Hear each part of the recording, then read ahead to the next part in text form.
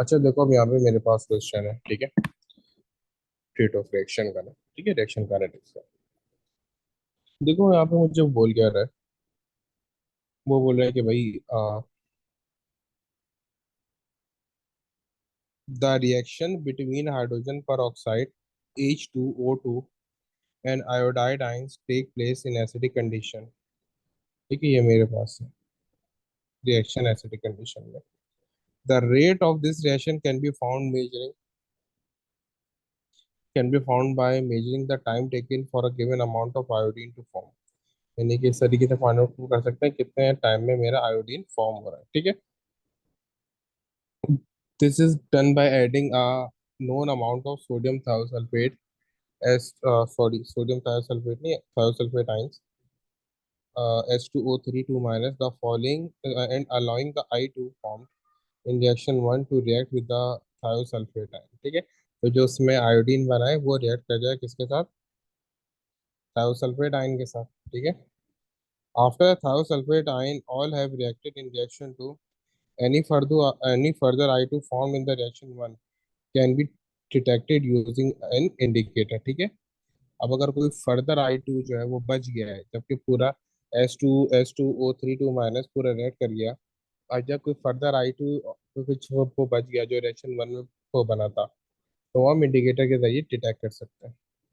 A student carried out a series of experiments to determine the order of reaction with respect to the concentration of I minus in reaction 1. The student prepared the following solution. Solution A है 0.1 mole पर DM cube of potassium iodide. Solution B है 0.05 mole पर DM cube of Na2H2O3। The student also had access to the following chemicals. Solution C 0.1 mole पर DM cube of H2O2, 0.2 मोल पर DM cube of H2SO4। Distil water suitable indicator. अब जिस तरीके से वो आपको वो बोलता जा रहा है, आपने बस वो फॉलो वो करते जाना है, ठीक है। The student prepare a solution A in 250 volumetric flask. The student used a balance accurate to two decimal places and a weighing board. A weighing board is a small container used to hold the solid sample when they are weighing. Determine the mass in gram of Ki needed to prepare 250 km 250 cm cube of solution। देखो यहाँ पे आपने कुछ भी नहीं करना, just आपने यहाँ पे क्या करना है, इसके मोल निकालना है, फिर n into m is equal to n into m r apply करना है, ठीक है। सबसे पहले मोल्स कैसे निकालोगे, एन इंटू सी वी से, ठीक है। एन इंटू सी वी से मोल निकालोगे। कंसंट्रेशन आपके पास पोटेशियम आयोडाइड की उसने दी हुई है, सबसे ऊपर ना, पोटेशियम आयोडाइड की कंसंट्रेशन आपके पास है ऑलरेडी, ठीक है। तो यहाँ पे आपने ये कंसंट्रेशन पुट करी, ये आपने वॉल्यूम पुट किया, ठीक है। तो आपके पास ये आ गया, मोल्स आ गया 0.025। देन उसके बाद आपने निकालना है मास। मास कैसे आएगा, तो ये जिस तरह मोल्स का फॉर्मूला होता है ना, n is equals to m over m r, तो एम का क्या होगा, m is equals to n into m r. सही। अब यहाँ पर आपके पास ये 0.025 हो गया। क्या हो गया आपके पास, वो मोल्स आ गए जो ऊपर निकाले हैं, ये आपने पुट कर दिए एन के बदले, और एम आर के बदले ये पुट कर दिया, तो आपके पास ये आ गया 4.15 ग्राम। ये आपके पास आ गया मास, ठीक है। पहले आपने मोल्स निकाले, मोल्स के बाद उसको मास के फॉर्मूले में पुट कर दिया, ठीक है। देन उसके बाद इसी का पार्ट टू है, ए का पार्ट टू है। The student weighing the empty boat. द स्टूडेंट देन एडेड सॉलिड KI to the wing board until the mass of KI calculated one was reached. The student transferred all the KI of the wing board into a 100 cm cube beaker. Describe how the student could check the mass of a KI transferred into a 100 cm cube beaker was exactly the same as the mass calculated in one, यानी 5.13 ग्राम में ये करना है। सबसे पहले क्या करेंगे, rivet कर लेंगे किसका, एम्प्टी बॉट का, ठीक है। Reviewing the empty board, empty wing board and subtract the mass, the difference will work out as to be 4.15 ग्राम। यानी कि जब आपके पास मास है उसको, इससे पहले आप क्या करोगे, जो एम्प्टी विंग बोर्ड था उसे सब्ट्रैक्ट कर दोगे, तो आपके पास आंसर आ जाएगा, सही।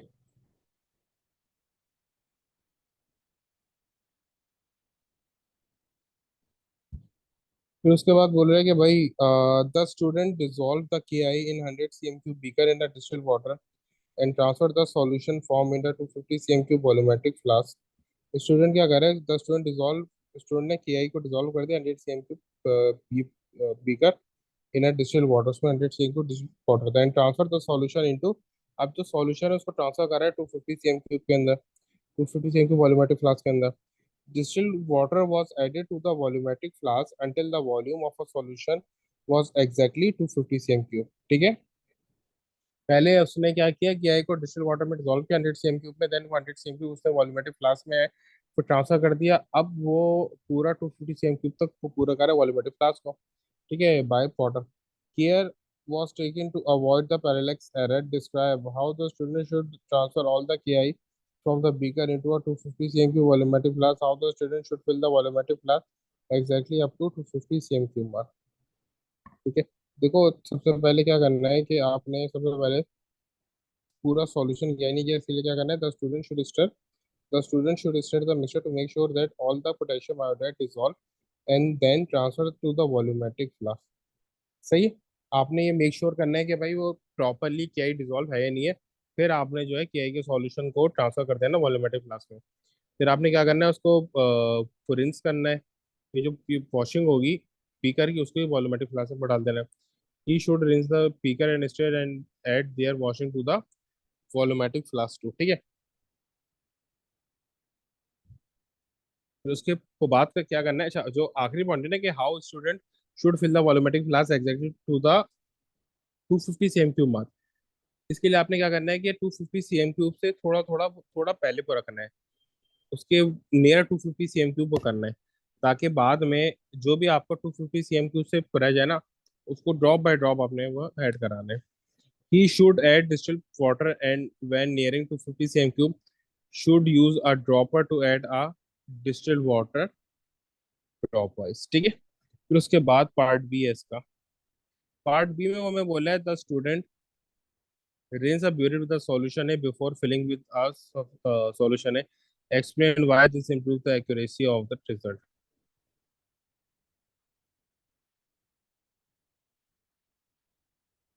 भाई उसका रीजन ये होता है कि आपके पास जब ऑलरेडी आप सॉल्यूशन ए से रिंस करोगे ना, तो कोई एक्स्ट्रा, यानी अगर आप डिस्टिल्ड वाटर से नहीं उसी सॉल्यूशन से करो, तो जो एक्सपेक्टेड वो कंसंट्रेशन थी वही आपको पहले से ही पीरियड में जो लिक्विड को बचा हुआ जिस अरेंज किया है उसके पास है, तो फिर आपको जब और को डालोगे तो वो एक्सपेक्टेड जो कंसंट्रेशन थी वो उसी पर आपका सॉल्यूशन होगा। सही, सॉल्यूशन की कंसंट्रेशन चेंज नहीं होगी। जाहिर सी बात है जब आप वाटर वगैरह ऐड करते हो तो जाहिर सी बात है कंसंट्रेशन चेंज होती है, लेकिन क्योंकि सॉल्यूशन यही से ही के वॉश करो तो कंसंट्रेशन पर कुछ फर्क नहीं पड़ना है। फिर उसके बाद बोल रहे हैं कि भाई the student was given a solution of 0.4 mole पर डीएम क्यूब Na2S2O3।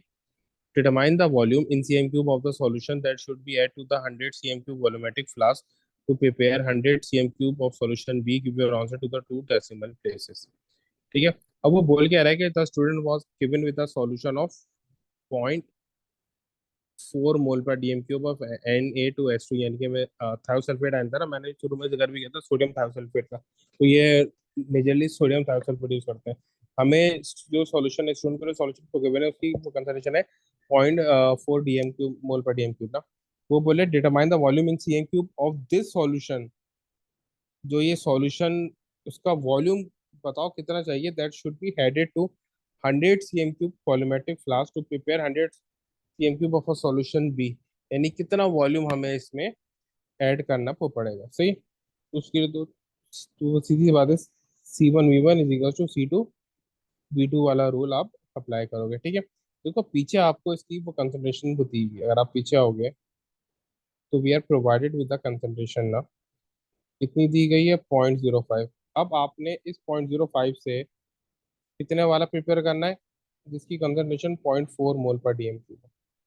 ठीक है, कितना वाला आपने क्या करना है, प्रिपेयर करना है। ठीक है, तो अब आपने इसका वॉल्यूम कितना पर डालना है, ये असल में चीज़ है। ठीक है, आपके पास ऑलरेडी कंसंट्रेशन कितनी है, 0.05 है। इससे आपने, मैं कुछ गलत तो नहीं कर रहा, नहीं, सही।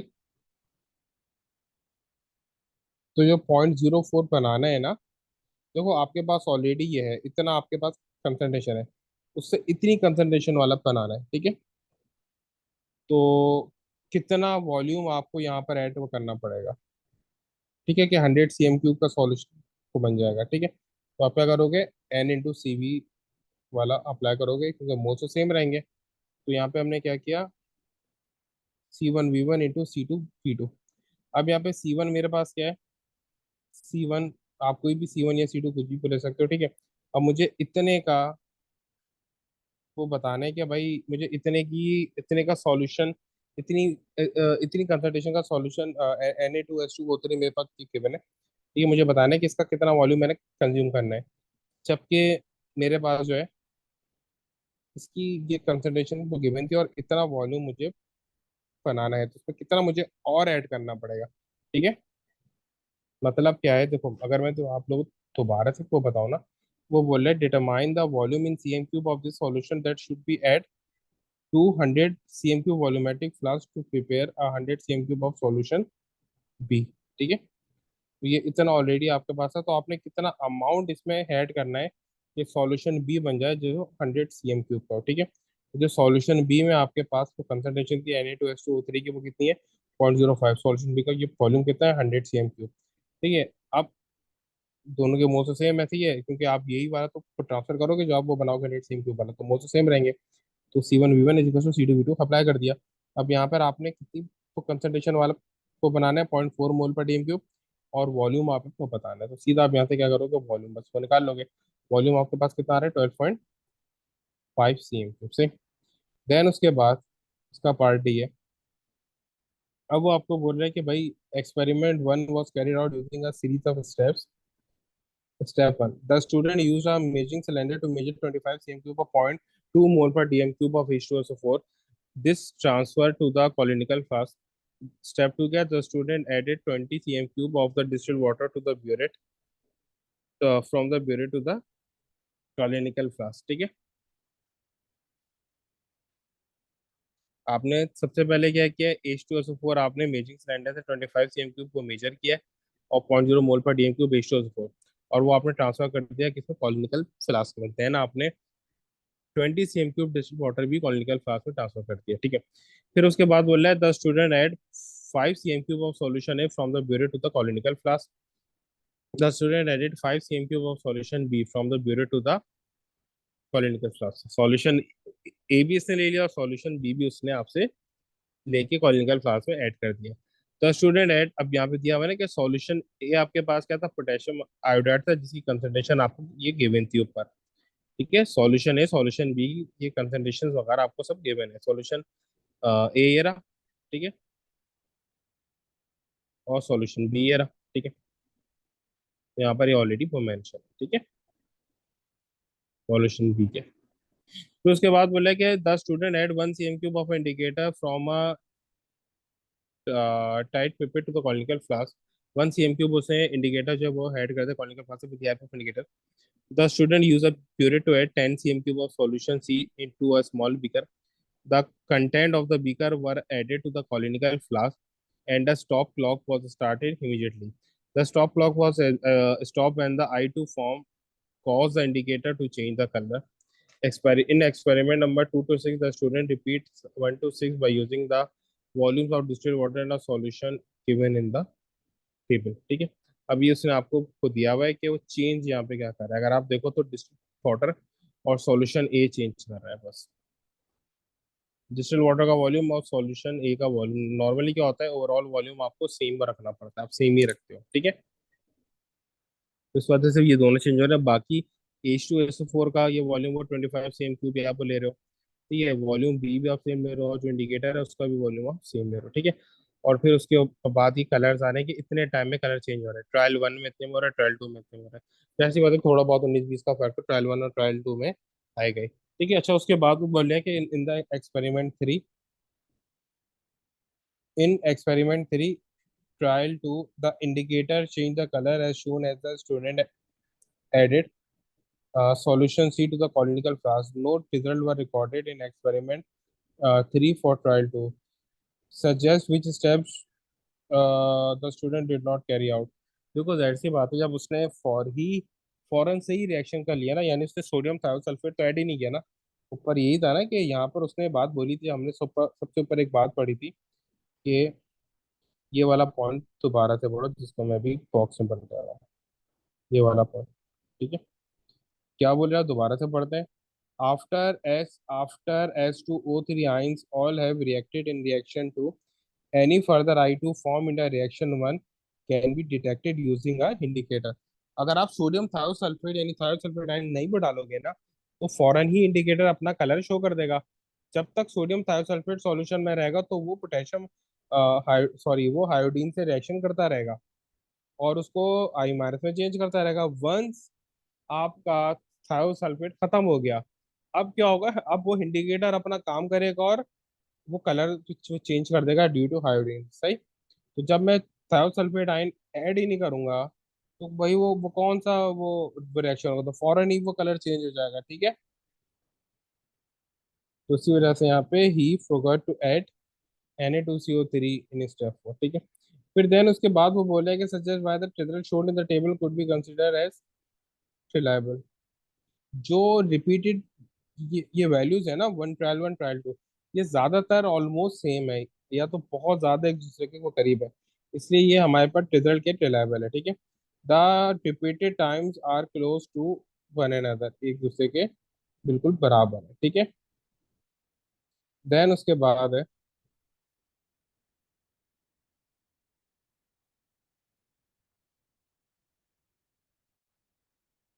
देखो उसके उसके बाद बोले what was the percentage error in the burette reading for measuring the volume of solution है। परसेंटेज एरर के बारे में इससे भी पहले 10,000 दफा आप लोगों को बात बता चुका हूँ। सही है। अब वो एक ही बारी फिर वो चलता है, देखो परसेंट। यहाँ पर आपने वॉल्यूम कितना लिया, सॉल्यूशन का 20 cm3 है ना, कितना लिया, 20 cm3 लिया, तो सारा खेल यहाँ पे 20 cm3 का है। ठीक है, नीचे तो 20 आ गया मिनिमम, ठीक है, उसने 0.05 बोले थे, 2 से आप मल्टीप्लाई करोगे देन डिवाइड मल्टीप्लाई बाय 100। ठीक है, आपको ये परसेंटेज आ गया, एरर आ जाएगा। ये हर क्वेश्चन में दिया होता है तो उसके पीछे मैं टाइम वेस्ट नहीं कर रहा यार, बच्चे को हिफ्स हिफ्स ये हो जाता है निकालने में। ठीक है, फिर बोला suggest why the measuring cylinder was used to measure the volume of H2SO4 rather than more accurate piece of apparatus such as purine। देखो एसिड की बात ये कि हमें देखना पड़ता है एक्सिस या लिमिटिंग रिएक्टेंट क्या है। एसिड ऑलरेडी एक्सिस है ना, तो हमें कुछ इसकी एक्यूरेसी का कुछ नहीं करना है। एक्यूरेसी का काम तो उस वक्त होता है कि जब हमारा लिमिटिंग रिएक्टर हो ना, स्पेसिफिकली रिएक्ट करना हो। ठीक है, जब कुछ से वो काम ही नहीं करना तो हम क्या करेंगे। ऑलरेडी एक्सिस में ना अगर वो ज्यादा हो भी जाए तो कुछ फर्क वो थोड़ी पड़ना है। ठीक है, एसिड इज एन एक्सिस। ठीक है, फिर उसके बाद बोल रहे हैं कि for the experiment 1 to 6 state the independent variable the dependent variable. देखो इसका डिपेंडेंट और इंडिपेंडेंट का याद रखना। इंडिपेंडेंट क्या होता है कि मैं जिसको चेंज करूँ ना तो उसे दूसरा भी चेंज हो। ठीक है, अगर मैं ए का वॉल्यूम चेंज करूंगा तो जाहिर सी बात है टाइम ज़्यादा या कम होगा। ठीक है, मैं अगर वॉल्यूम कम ज़्यादा करूंगा तो टाइम भी कम ज़्यादा होगा रिएक्शन कंप्लीशन का। ठीक है, तो इंडिपेंडेंट वेरिएबल क्या है, वॉल्यूम ऑफ सॉल्यूशन है, और डिपेंडेंट क्या है, टाइम। ठीक है, फिर देन उसके बाद वो बोला कि भाई the rate equation can be written The rate equation can be written as this, where I minus is proportional to the volume of solution A, and n is the order of reaction with respect to I minus. Use only the result of experiment 1 to 6 in D to complete the table, uh, where V is the volume of a solution A used and T average is the average time taken in trial 1 and 2 in second। ठीक है, अब जो आपके पास ये experiment 1 था, volume तो आपने इसका लॉग ले लिया, ये वैल्यू आ गई। ठीक है, तो जो वो टाइम था ना, दोनों टाइम क्या था, 218 प्लस 212 220, तो आपके पास ये एवरेज पर टाइम आ गया। फिर इसमें क्या किया, जो एवरेज टाइम था उसको आपने 1 से भी डिवाइड कर दिया, और फिर आपने ये लॉग ले लिया 1/t है एवरेज का। ठीक है, तो हर जगह से आपने इसी तरीके से चीज़ें पे लेनी है और पूरा जो है वो 6 तक वो कर लेना है। फिर वो बोल रहा है कि the rate can be express at 1 over, the rate can be express यानी ये रेट के बराबर है as 1/t average. The rate equation can be expressed as shown log 1/t average is equals to n log v plus c। अब ये y is equal to M X plus C बन रही है, ठीक है। जो मेरा log है 1/t वो y है, जो मेरा m है वो n है, जो मेरा log v है वो x है, और जो मेरा c है वो जाहिर सी बात है y इंटरसेप्ट c ही है यहाँ पे, ठीक है। अब बोले where c is a constant v is proportional to i minus on the kit plot the graph of one plot the graph log 1 by t average against the log v, use the cross x to plot the each data point and draw the line of a best fit।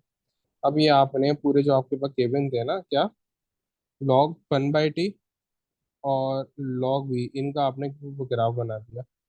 log 1/t, ठीक है, और log v, इनका आपने वो graph बना दिया इन दोनों का। log v आपने x एक्सिस पे लिया है, और log 1/t आपने y एक्सिस पे लिया है, ठीक है। तो ये आपका यहाँ से आंसर ये आ गया, आपने यहाँ पे इसको प्लॉट कर दिया। प्लॉट करने के बाद आपने इनको ज्वाइन कर दिया, ठीक है। और ये आपका क्या आ गया, एनोमलस पॉइंट आ गया। सही। फिर अगले उसमें क्या बोल रहा है कि भाई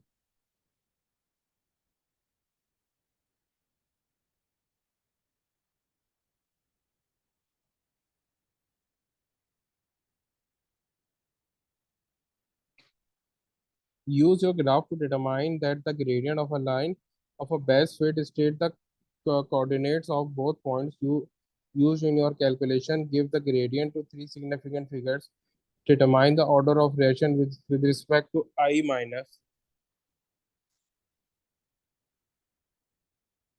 तब आपने क्या करना है, बस का ग्रेडियंट निकालना है, कोऑर्डिनेट वन और टू। ग्रेडियंट तो आपको होता है स्ट्रेट लाइन है, कोई भी दो पॉइंट को ले लोगे और उसका ग्रेडियंट आपको निकालोगे। बेटर क्या है कि जो पॉइंट गिवन है ना, इनमें से कोई भी दो पॉइंट आपको ले लो, एक्स और ये वाई के, जो आपको टेबल में गिवन है, ठीक है। तो इससे आपके पास क्या आ जाएगा, आंसर आ जाएगा। सही।